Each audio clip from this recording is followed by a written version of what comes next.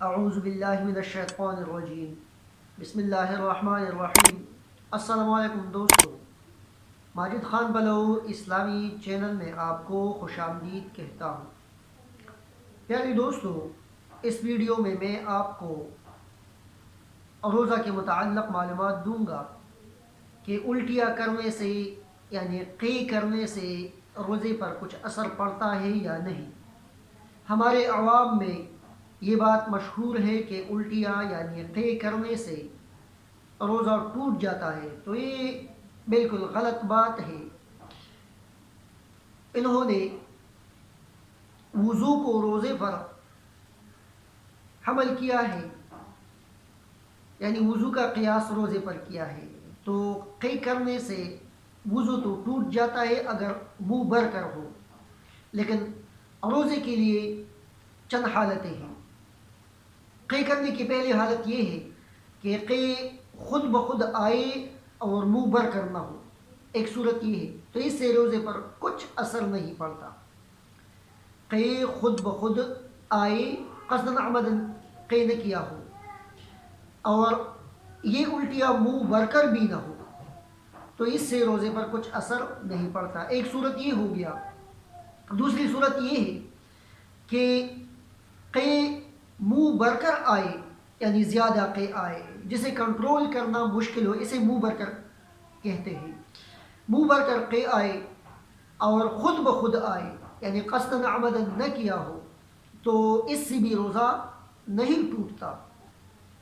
تیسری صورت یہ ہے کہ اگر کوئی قصداً عمدن قے کرے، اور قصداً عمدن کا مطلب یہ ہے کہ حلق میں انگلی ڈالے، یا کوئی قے کرنے کے لیے، الٹیاں کرنے کے لیے دوائی کھائے کہ مجھے الٹیاں آ جائے، یا لکڑی حلق میں ڈالے کہ الٹیاں کر لوں، تو اگر یہ الٹیاں زیادہ ہو یعنی منہ بھر کر ہو، تو اس سے روزہ ٹوٹ جاتا ہے۔ اور اگر کم ہو، چوتھی صورت یہ ہے کہ اگر یہ قصداً عمدن قے کرنا کم ہو، تھوڑی سی مقدار میں ہو، حلق میں کوئی انگلی ڈالے اور تھوڑی سی قے کرے، تو اس سے بھی روزہ نہیں ٹوٹتا۔ تو ان چار حالتوں میں صرف ایک حالت ایسی ہو گئی کہ اگر کوئی قصداً عمدن قے کرے اور منہ بھر کر کرے، زیادہ قے کرے، زیادہ الٹیاں کرے، تو اس سے روزہ ٹوٹ جاتا ہے۔ ایک پانچویں حالت یہ ہے کہ اگر کوئی قصداً عمدن قے کرے، قے آئے اور ان کو روزہ یاد ہو، اور قصداً عمدن اس سے کچھ نگل لے۔ پانچویں صورت یہ ہے کہ اگر کسی کو الٹیاں آئے اور ان کو روزہ یاد ہو، شرط میں نے لگائی ان کو روزہ یاد ہو، اور روزہ یاد ہونے کے ساتھ ساتھ وہ قصداً عمدن اس سے کچھ نگل لے، یا سارا الٹیاں نگل لے، یا کچھ نہ کچھ چنے کے برابر، جو اتنا سا مقدار ہوتا ہے چنا، یہ نگل لے، تو اس سے روزہ ٹوٹ جاتا ہے۔ اگر قصداً عمدن نگل نہیں لیا بلکہ خود بخود اندر چلا گیا، تو اس سے روزے پر کچھ اثر نہیں پڑتا۔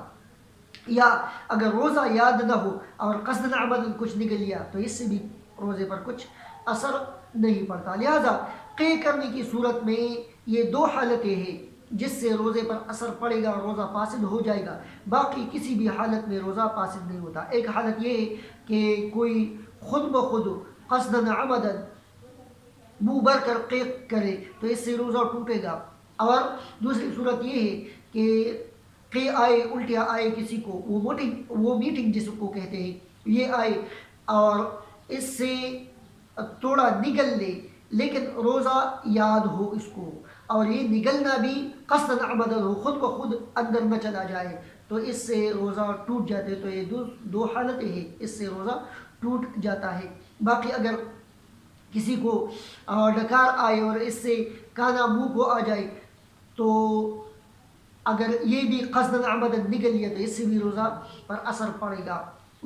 یہ فتاویٰ موجود ہے، فتاویٰ دارالعلوم دیوبند میں بھی موجود ہے، دارالعلوم کراچی میں بھی فتویٰ موجود ہے، جامعہ بنوریہ میں بھی یہ موجود ہے۔ یہ فتاوے میں ڈسکرپشن میں دے دیتا ہوں، آپ ڈسکرپشن دیکھ لیجئے، اور اگر کوئی سوال پوچھنا ہو تو کمنٹس میں سوال پوچھ سکتے ہیں، میں ان کا انشاءاللہ جواب دوں گا۔ اس کے بعد بعض ایسی چیزیں ہیں جس سے روزہ نہیں ٹوٹتا، وہ بھی میں بتاؤں گا، اور ڈسکرپشن میں اس کا لنک دے دوں گا، لیکن ابھی تک ویڈیو میں نے نہیں بنائی۔ اسی طرح جن چیزوں سے روزہ فاسد ہونے کے ساتھ ساتھ کفارہ بھی لازم ہوتا ہے، تو وہ بھی میں بتاؤں گا انشاءاللہ العزیز۔ دعا میں یاد کیجئے، چینل سبسکرائب کیجئے، یہاں پر ویڈیو لائک کیجئے، بیل آئیکن پریس کیجئے تاکہ نئی اپڈیٹ آپ کو مل سکے، اور ویڈیو آگے شیئر کریں تاکہ دین پھیلانے میں، مسائل شیئر کرنے میں ہمارے مدد کیجئے۔ اللہ رب العالمین ہم سب کو دینی اسلام سمجھنے کی توفیق عطا فرمائے۔ وما علینا الا البلاغ المبین۔